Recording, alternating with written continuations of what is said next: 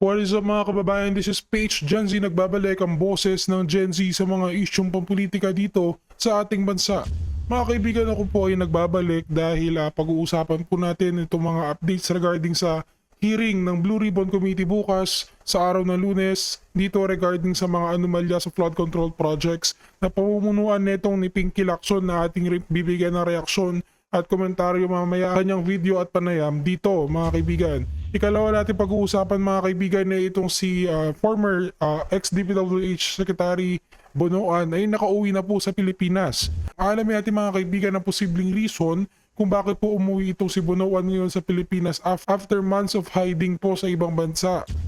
Mga kaibigan, pag-uusapan rin natin ng bangayan na itong dalawang magkapatid na Mokong na Remulla Brothers dahil di umano sinabi ni Boying na hindi naman totoo itong sinasabi ni John Wick na sinuhulan sila ng 1 billion. Hindi umano gawa-gawa lamang ito ni John Wick. Kaya mga kaibigan, wag po kayong papahuli sa ating mga balita, kaya mag-iwan na po ng subscribe sa ating channel para mas updated po kayo sa mga may init at nagbabagang balita sa ating bansa. Mag-iwan na rin po kayo ng like sa ating video kung nagustuhan nyo po ito at mag-iwan na rin ng comment kung sakaling may mga opinion kayong nais na ibahagi dito sa ating channel mga kaibigan. Lubos po ang aking pasasalamat sa mga viewers ko po na solid na sumusuporta bawat upload. Maging sa mga bagong viewers, welcome po kayo dito sa ating channel. Maraming salamat po. Ngayon mga kaibigan, napapanoorin natin itong video na kung saan sinabi ni, unahin na natin doon sa tatlo pag-uusapan natin itong dalawang Mokong na to dahil pinapatawa ako ng dalawang Mokong na magkapatid na Remulla. Mga kaibigan, naalamin natin sa dalawa kung sino ang mas sinungaling sa kanila. Huwag na po natin alamin mga kaibigan kung sino ang nagsasabi ng totoo dahil hindi naman po sila talo, parehas po silang sinungaling mga kaibigan. Ang tanong po na dapat tinatanong dyan ay kung sino po ang mas sinungaling mga kaibigan. So, ayan po mga kaibigan, huwag na po natin patagalin. Panoorin natin itong si Boying Remulla. Walang direct offer eh. Walang direct offer talaga. Pero yung hint na yon, matibay na hint sana. Kaya lang, wala talagang koneksyon na pwede itahi. Parang mahihirapan din tayo prove ang kaso. Walang natanggap na direktang alok si Ombudsman Crispin Remulla Ayan na mga kaibigan, ng wala 1 raw. bilyong piso upang manahimik sa investigasyon ng flood control scandal. Ayon sa nakatatandang Remulla, totoo na may mga nais makipag-usap sa kanila. Ngunit mahirap pa niyang tukuyin kung sino talaga ang nais manuhol, lalo na at malawak ang mga koneksyon at hindi naman lantarang inialok sa kanilang dalawa. Ayan mga kaibigan, narinig nyo po malinaw na malinaw. Sinabi nito ni Boying, wala raw po silang offer. Ngayon pakinggan natin ang side naman nito ni John Wick mga kaibigan. Yan hindi para sa inyo technically, kundi para kay Ombudsman? Sa aming dalawa. Hati daw kayo ron, kayo na bahala. Opo. I swear on my children's lives, talagang inoferan talaga ako. Walang direct offer eh. Walang direct offer talaga. Pero yung hint na yon, matibay na hint sana. Pinagloloko Kaya nyo lang, kami Pinagloloko nyo kami kayong dalawang Mokong. Alam nyo kayong dalawa bago kayo mag-release ng statement ninyo, pag-usapan nyo muna. Mag-call muna kayo sa isa't isa. Kapatid, ito ang sasabihin natin na kwento. Total, puro fake news naman lumalabas sa mga bibig nyo. Meron naman messenger, mag-chat kayo. Kung hindi kayo nagme-messenger, mag-text kayo.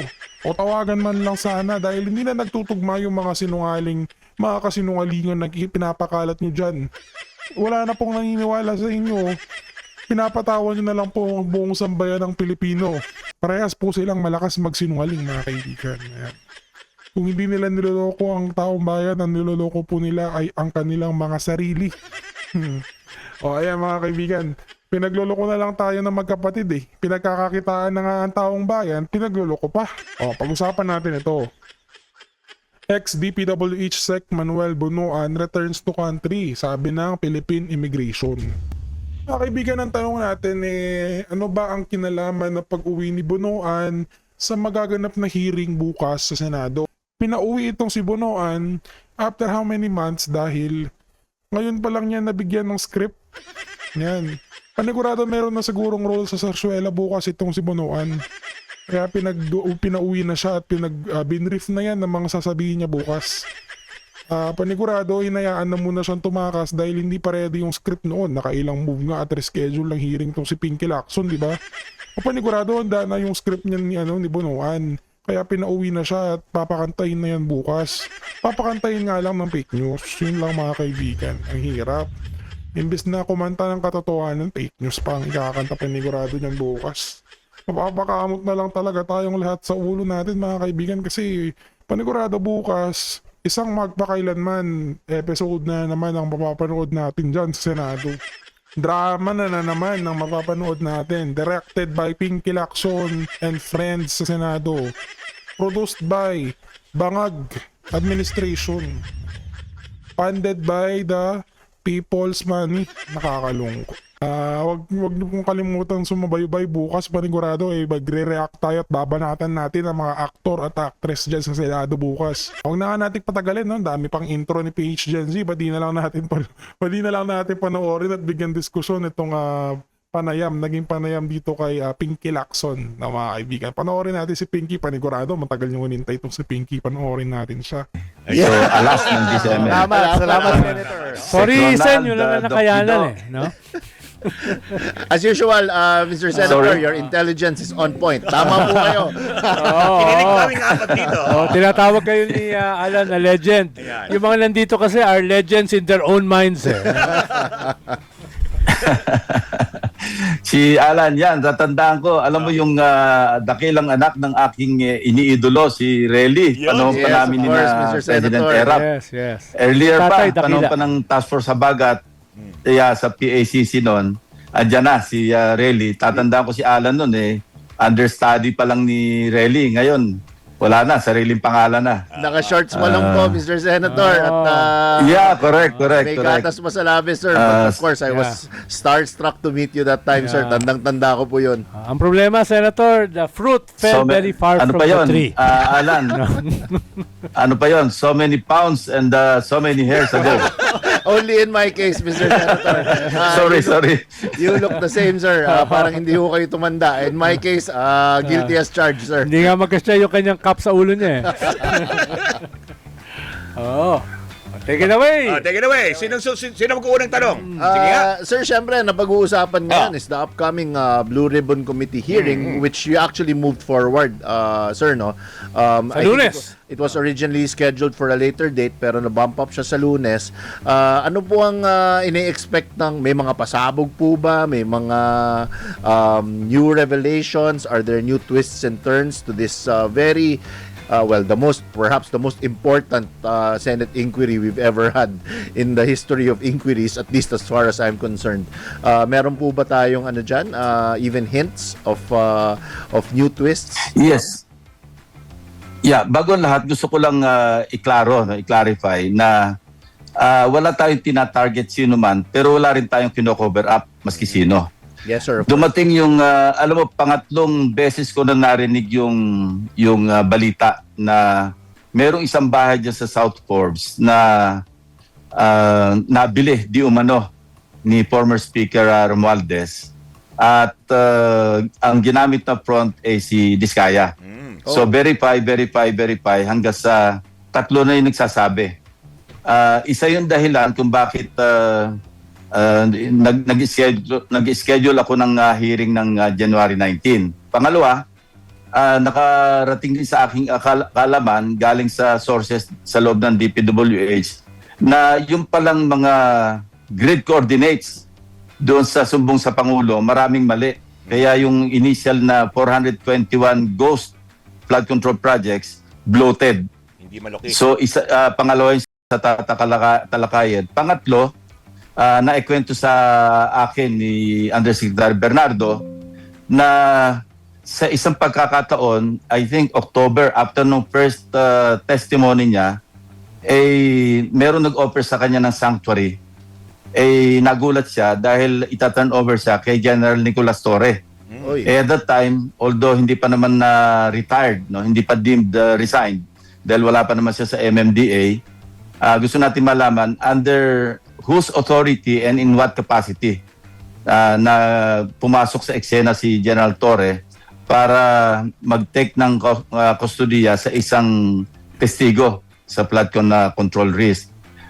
Pang-apat, persistent yung Cabral files na nilalabas ni Congressman Libiste. Ako, meron din naman akong listahan na hindi ko naman na masyadong binibigyan ng pansin din, although binabasa namin dahil unofficial yung aking pagkakuha ng mga dokumento.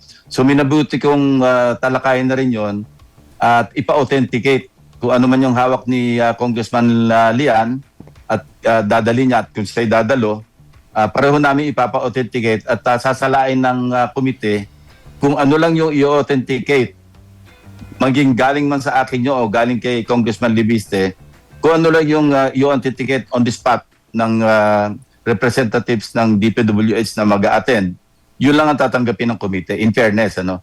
I-apply ko sa kanya, i-apply ko rin doon sa akin sariling dokumento. So there will be some cross-referencing, Sen, between yung list po na nakuha ninyo, bagaman you yourself said that it is through unauthorized, unofficial means, and the list that, Unofficial, yes. that Kong Lian has in his possession. Parang magko-cross-reference po kayo kung alin yung tugma, alin yung medyo hindi nagko-correspond sa isa't isa, parang ganun po. Hindi lang cross-referencing, kundi ibabanggaan namin doon sa official records ng DPWH. Kasi ang nagmamatter dito, kasi parehong unofficial yung aming pagka-obtain ng mga dokumento. So mas maganda na yung mismong source ng dokumento ang magsabing official records namin yan. Kung sasabihin ng DPWH, itong dokumento ni Congressman Lian, itong ilang bahagi dito hindi official, itong dokumento ni Senator Lacson, itong bahagi na ito hindi official, hindi para ipasok namin sa record ng Blue Ribbon Committee for purposes of the committee report.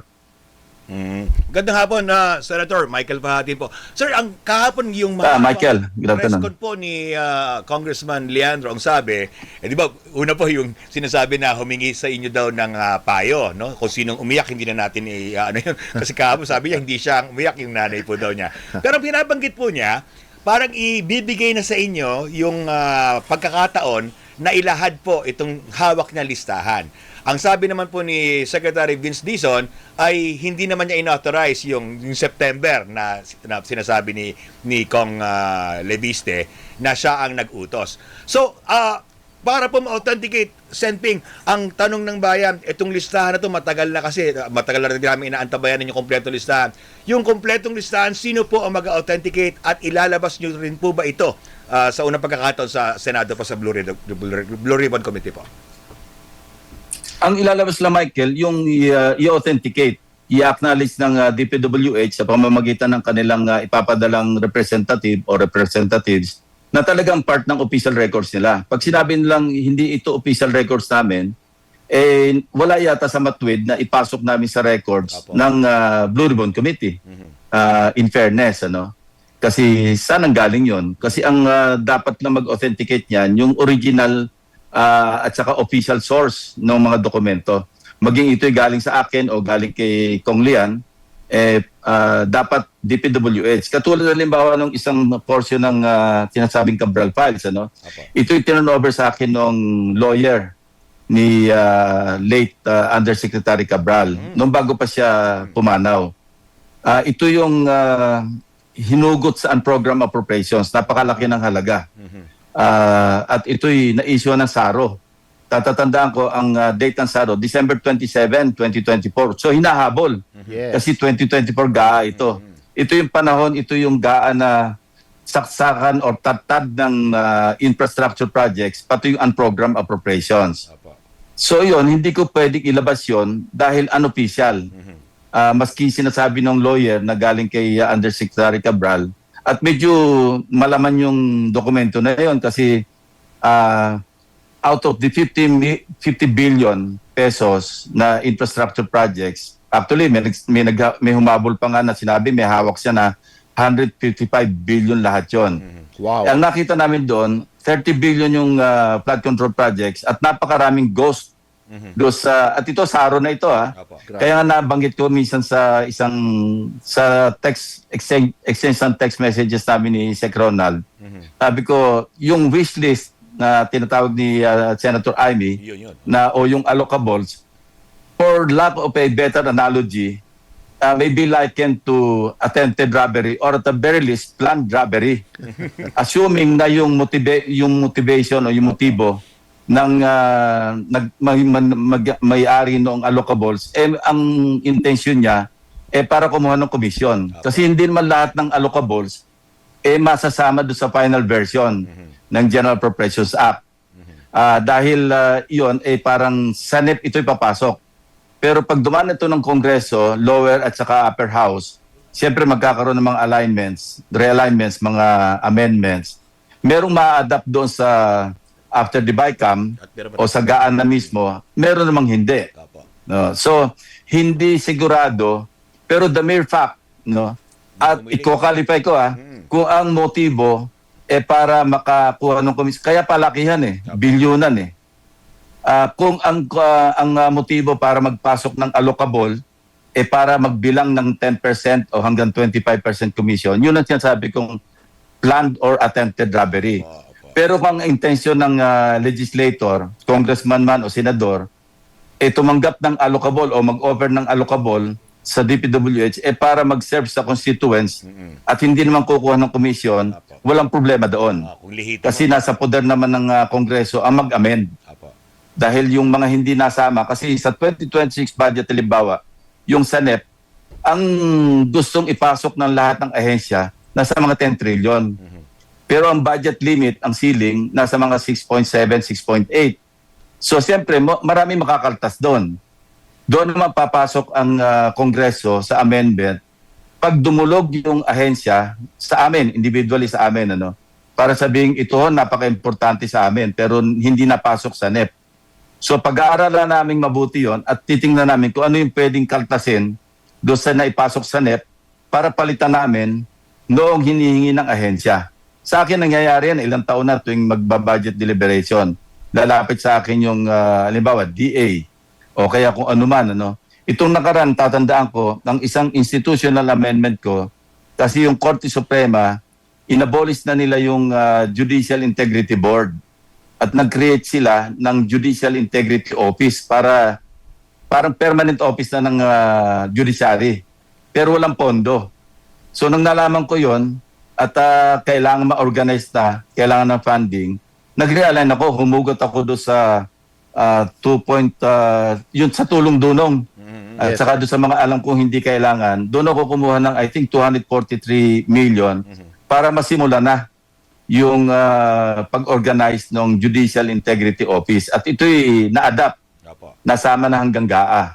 Ganon yung mga sinatawag naming institutional amendments na para ma-differentiate doon sa tinatawag na individual amendments. Ito yung mga dinudulog na naman ng mga constituents, ng mga mayors, governors, barangay chairman, na pinagbibigyan ng mga legislators. Wala akong problema doon. Wala tayo lahat problema doon. Dahil talagang tugon yon sa pangangailangan sa mga distrito. Ang napakalaking problema ko, napakalaking problema natin, kapag ito'y ginamit para kumuha ng komisyon at nauwi na nga hanggang hindi lang substandard, kundi hanggang ghost projects. Yun. Senator, are you at liberty para ikwento kung sino magiging guest nyo sa Blue Ribbon sa Lunes? No, dahil siyempre maraming mga tao, hindi lang yung mga issues ang kanilang inaabangan, kung hindi yung mga personahe. Ikalawa, Senator, very explosive yung testimony ni Yusek Bernardo last time siyang nagtestigo sa Blue Ribbon. May follow-through ba yan? Dahil ang daming mga senador, ex-senator at incumbent senators yung kanyang binanggit, at marami rin siyang nabanggit na mga cabinet officials at saka high-ranking officials sa gobyerno na dalawa nga ron ay natanggal na. Budget Secretary at saka Executive Secretary at yung kanilang mga undersecretaries, no? Siguro ang hinihintay ng mga tao, may follow-through ba dyan sa explosive testimony ni Yusek Bernardo sa Blue Ribbon, either sa Monday or sa mga susunod na hearings ng Blue Ribbon? As a matter of fact, meron. Kasi inimbita namin nung nakaraang pagdinig at hindi dumalo si Undersecretary Olaibar. Kasi very prominent ang pagkabanggit ni Undersecretary Bernardo sa kanya na siyang mismong pinagbigyan niya ng di umano'y malaking halaga, no? In the name of several personalities. at saka si Maynard Ngu, nabanggit din. Yun ang mga sinupina na namin ngayon. At ito, sasabihin ko, pagka hindi sila sumipot dahil supina na ito, malamang sa hindi, magkakaroon na sila ng contempt citation at mauwi na sa pag-issue ng warrant of arrest. Ang bagong dadalo doon, yung sa sinasabing may ugnayan doon sa papel ni Carla Diskaya sa bilihan ng property na inuugnay kay Speaker Romualdez. No, bagong testigo ito. Kasi sila yung kasi after nung aking kapihan, tumawag sa akin yung former owner ng bahay. Sabi niya at binigyan niya ako ng kopya ng deed of absolute sale. At doon napatotohanan na hindi ginamit na front, no, si Diskaya kasi nakapangalan sa iba, nakalagay yung deed of sale. Isang pangalan ng isang corporation, pero ni-refer niya ako doon sa may personal knowledge kung ano naging role ni Carla Diskaya doon sa kaugnay doon sa bilihan ng bahay.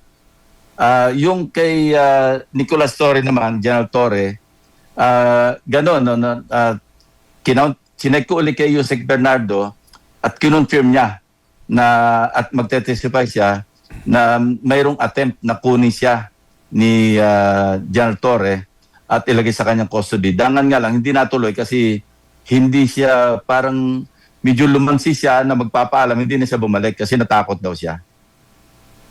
Senator, good afternoon, sir. Si Professor Guida David, sir. Yeah, Doc. Yes, sir. Tanong lang, sir, how does the Senate Blue Ribbon Committee intend to establish the evidentiary chain of custody and authenticity of these documents, especially given na they involve internal programming and allocation records mismo within the DPWH, sir? Yung chain of custody, may problema kasi nga unofficial binigay. Kaya nga kailangan natin pa-authenticate mismo sa ahensya, which is in this case, the DPWH. Kasi kung i-authenticate nila yon at meron silang sariling kopya, ang tatanggapin namin, maski kapareho o replika, yung kanilang dokumento. So doon mo na ma-establish yung chain of custody ng dokumento na merong evidentiary value. Kasi officially, tinan over nila sa Blue Ribbon Committee at sa comparison, pareho ng hawak ni Congressman Leviste at saka yung hawak ko, ibig sabihin, establish na yung chain of custody kasi nanggaling na mismo sa ahensya. Sige. Thank you, Senator. Parang setting aside the documents in our possession, in my possession and in the possession of Congressman Leviste, ano na yun, maset aside na yun, ang may establish na doon na chain of custody, yung official document na replica o exact reproduction or baka yung original yung kanila na nanggaling mismo at formally and officially ita-turn over ng resource person na taga DPWH on Monday. Opo. Linawin nga po natin kasi medyo nalilito po yung taambay. Yung listahan, no? Napaka-controversial. Ano pong listahan na to? Hawak ni Kong Leviste na binigay niya na may hawak din kayo, may hawak yung ibang mga channel. I-qualify nga po natin, Senator Ping, yung listahan ano ba ito? Ito ba yung parang wish list din ni former Yusek Cabral? Hindi pa ito yung nasaga, hindi pa ito. Ito yung parang dinidivide niya. Ito yung mga parang kayo po, 'di ba, yung unang pag-upo niyo ni Senator Tito Soto ay tinext nga po kayo ni Yusek Cabral kung may 500 million kayo or more. Hindi ako 'yon. Ang tinext ni Yusek Cabral yung staff ni Senate President Soto. Apa. Correct. Binahagi lang sa akin ni Senate President na nakatanggap siya ng text message. After nung after nung proclamation, kasi siguradong panalo na. Na-opera na siya. Pero hindi ako ino-operan Alam naman nilang hindi ko kukunin. At ito rin yung sinabi ni Yusek Bernardo. Yes. Pero ang tanong po, ano po ba yung listahan? Ito po, ibig sabihin, kung nasa listahan ka, ang ibig sabihin po ba nito, ikaw ay binibigyan lang ng allocation o allocable. Hindi pa ito yung actual na ipopropose nila sa DPWH at mapupunta sa NEP at sa GAA. Yun po ba yun? I-qualify nga po natin, ano po yung inaasahan bang listahan na yan? Pagka may allocable ka, yun ang papasok sa NEP. Mm-hmm.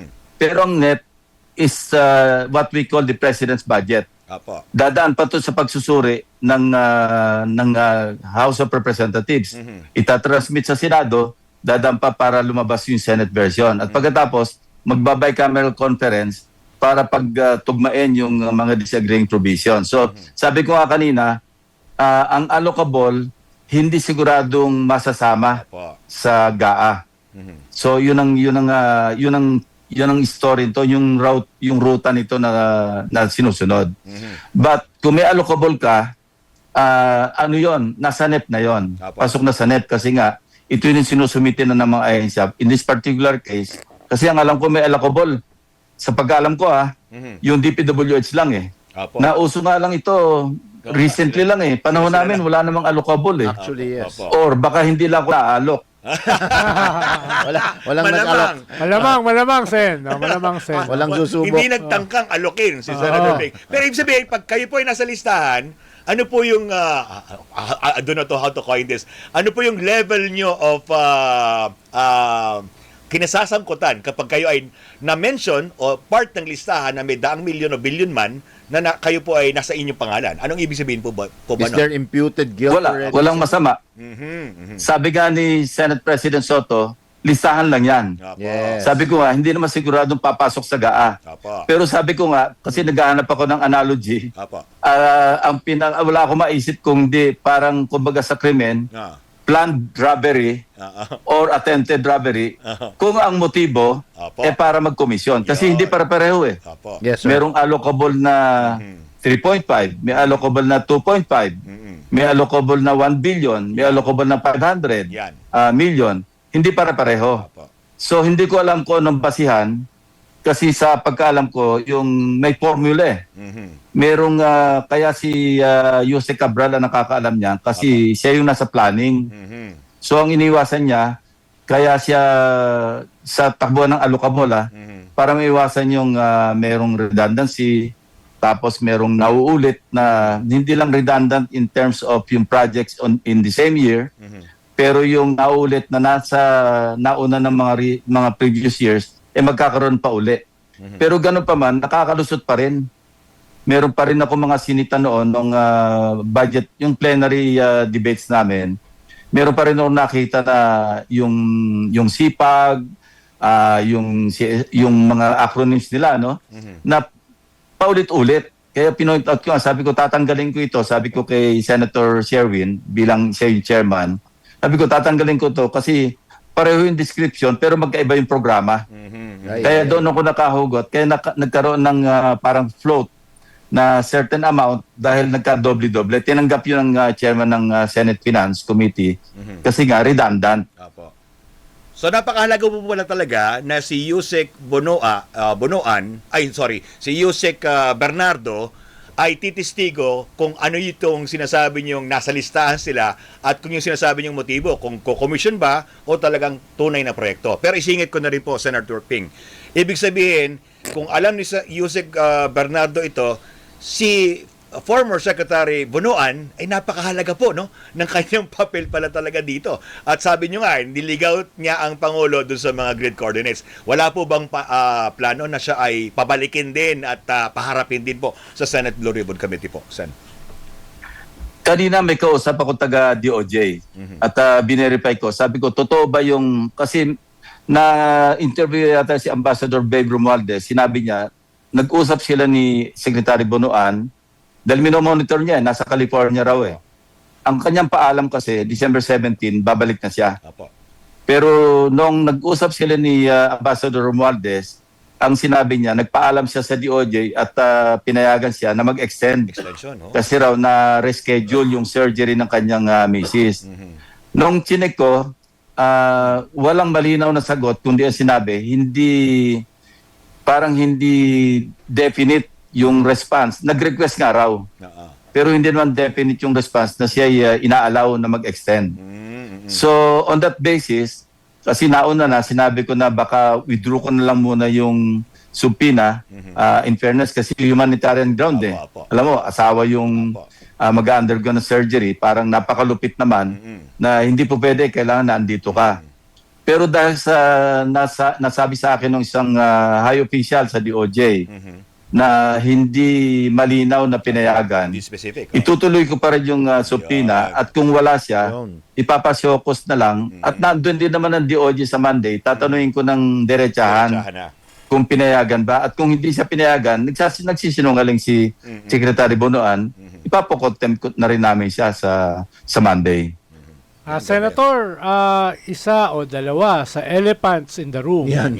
ay yung dalawang pinaka-importante dati Yan. na cabinet secretaries, no? Si Executive Secretary Bersamin at saka si Secretary Pangandaman na ngayon ay wala na sa kabinete. Pero na-implicate sila ni Yusek Bernardo. Ano ba ang status nila at this point? Actually, sa record ng Blue Ribbon, hindi sila na-implicate. Kaya wala akong basihan para ipatawag sila. Nangyari yon noong sumulat si Undersecretary Bernardo kay nung lumabas si Saldico, natatandaan ninyo, na sinasabing nagdala siya ng 25% o 25 billion Bata-bata niya. kay President Marcos at saka kay Speaker Martin. At sinasabi niya, ang pinagugutan ng 25 billion, 25% to 100 billion, na di umano, sinasabi niya, pina-insert ng Pangulo. Nung nakita namin yon, ako mismo, nung nakita ko, kasi ang isang, sa tingin ko, pagkakamali ni dating Congressman na Saldico, naglabas pa kasi siya ng listahan. So agad-agad, nung nakita namin yung listahan, tiningnan kaagad namin doon sa gaan ng 2025. May tumutugma. Nagtugma talaga. Pero si Undersecretary Bernardo, kasi meron kaming hearing at that time, pag uwi niya, pagkatapos ng hearing, chinek niya rin yung kanyang digital file. Meron din siya listahan. So agad, tumawag siya sa akin nung gabi, o the following night, at nasabi niya, Senator Ping, mag-uusap po tayo. Kasi kinumpare ko sa akin listahan, yung sinasabing listahan ni Congressman Saldico. Mali yung kanya sinasabi. Dahil sa listahan ko, ang alam ko, yung 81 billion out of the 100 billion, ito'y na-assign sa DPWH. At yung 51 plus billion sa 81 billion, ako yung nag-handle. Kaya imposibleng makapag-deliver si Congressman Saldico kay Presidente at saka kay Speaker Romualdez kasi ako yung nag-handle ng 51 at ako yung nag-deliver ng 8 billion. Yung remaining na 21 or 29 billion doon sa 51 at sa 29, diniretsa na ni Olaybar. Sabi ito ni although wala sa testimony niya yon, sa letter niya lang yon, yung naikwento niya lang sa akin. Yun yung dumirekta naman si Olaybar kay Bonoan. At ang sinabi sa kanya, Yusek, wag mo nang sabihin ito kay Secretary. Marami pa ito. So, yung bukod sa 51 plus billion na hinandle ni Bernardo, Yusek Bernardo, meron pang 29 billion na directly hinandle ni Secretary Bonoan at saka ni Yusek Olaybar. Ang sabi ni Bernardo, rumekta na sa mga kontraktor. So that's 81 billion. Grabe. Yung remaining na amount, mga ibang national agencies na raw yan, hindi niya na raw alam. So doon pa lang, kaya nung nag-interpellate ako that day, na nag-resign si Secretary Amina, no? Pati si E.S. Bersamin. Noon yun, nang sa interpellation, naisingit ko yung sulat ni Bernardo na kung saan, ganun nga, na pinabulaanan ko on the basis of the letter na binahagi sa akin. Hindi naman pinakita yung letter kasi for your eyes only kay Presidente yon. Pero kinuwento niya sa akin yung ilang nilalaman. Para lang mailagay ko on record na nagsisinungaling si Saldico doon sa aspeto ng 100 billion.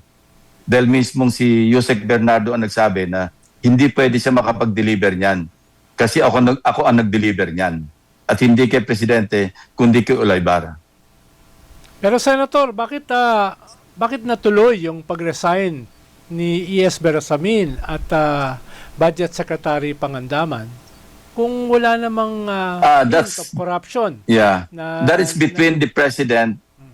That's between the President at saka yung mga nag-resign, no? Kasi ngayon pati si Olaybar nag-resign na rin.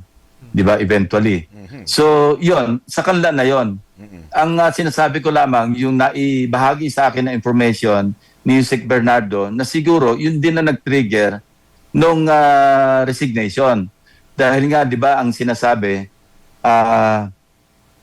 kinukot nila si President Marcos ni ni Olaibar at saka ni Secretary Pangandaman.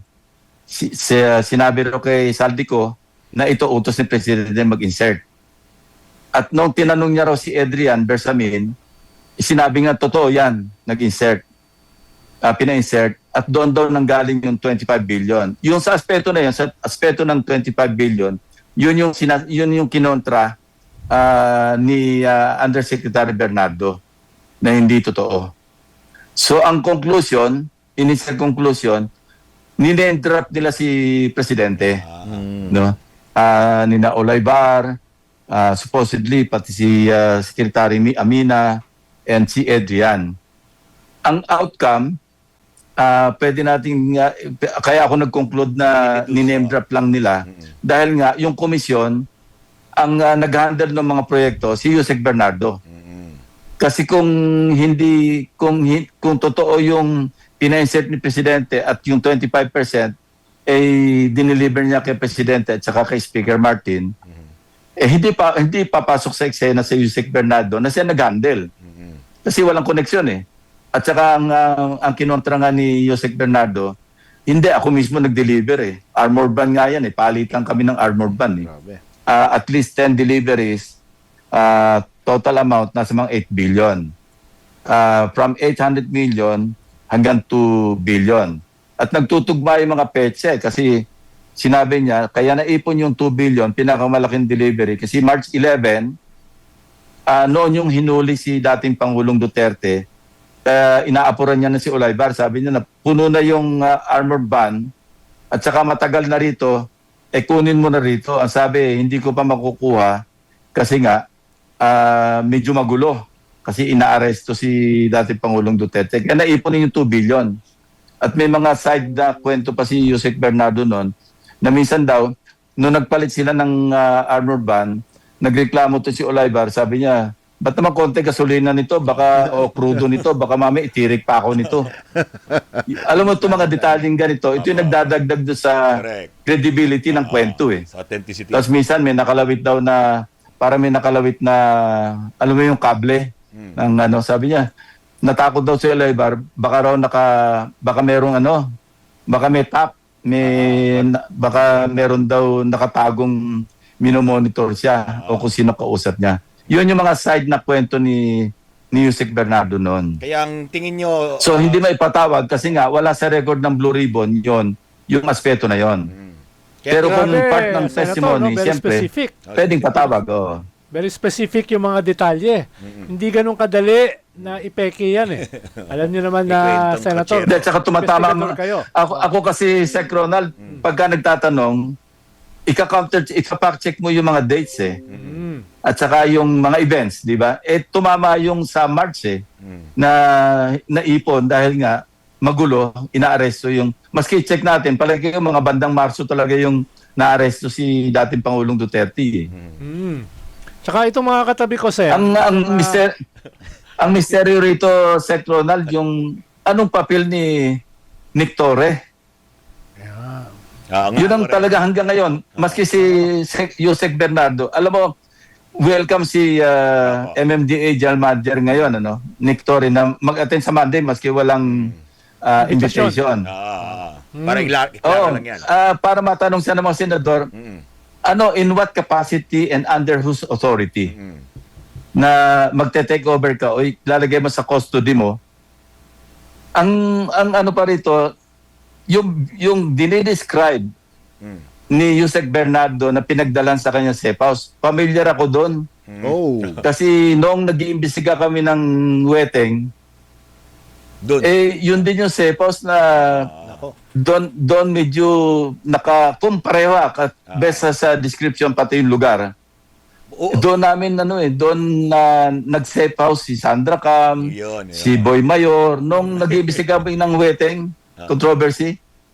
Kaya sabi ko maraming misteryo na dapat itugma-tugma kasi very interesting actually. Was it a request, Senator Ping, o was it a command na dapat siyang sumailalim sa kustodiya po ni General Torre? At sino po nag-request ba? Hindi. Kailangan alamin. Ang kwento ni Yusek Bernardo, nabanggit niya na sa amin to noon kaya lang nawaglit sa isip ko. Pero dahil nga itong mga pangyayaring ganito, no, pinuntahan ko ulit siya, nagbit ulit kami So mas kumuha pa ako ng umahanap siya may nilapitan siya isang grupo na natatakot kasi siya Kasi wala naman siya sa Senate custody. Kasi nga, hindi namin siya kinontempt kasi voluntary siyang naglahad ng kanyang testimonya. So naghahanap siya ng parang safe na sanctuary. So yung grupo na napuntahan niya, yun nga, meron kaming pwedeng paglagakan. Pero nung dinala nga siya sa safe house, nagulat siya, pati yung kasama niya mga anak niya pati yung lawyer. But biglang pagtingin nila, si Victoria yung nandun. So doon na siya kinabahan. Wow. Bakit ako dito mataturn over? So gumawa siya ng paraan para uuwi muna ako, kukuha ng gamit, something like that. Hindi na siya bumalik. Tapos kinuwento niya nga sa amin yon. Kasama ko kasi tuwing kakausapin ko siya, sinasabi ko yung dalawa kong abogado para meron akong testigo. Kaya Doc Guido, may natutunan ka. Kung kukuha ka ng safe house, no, wag pare-pareho. Kailangan iba-ibahin mo, di ba?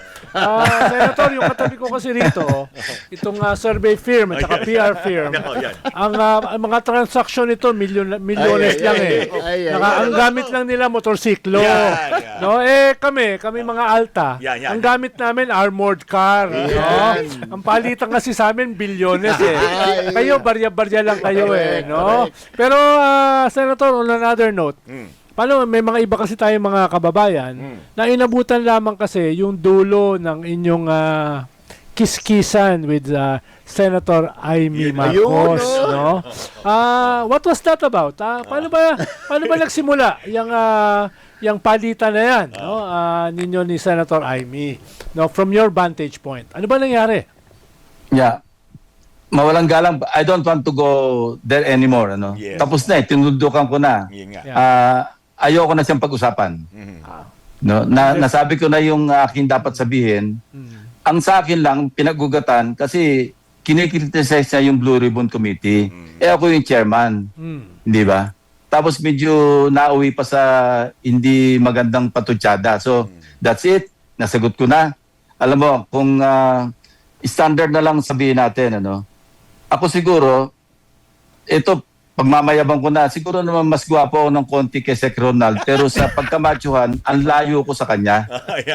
Yun na lang ang aking pinagugutan. So, yun. Ako, lamang ako ng isang paligo lang, pero ang daming paligo ang lamang naman sa akin ni Ronald pagdating sa pagkamatyo. Yun na lang masasabi ko.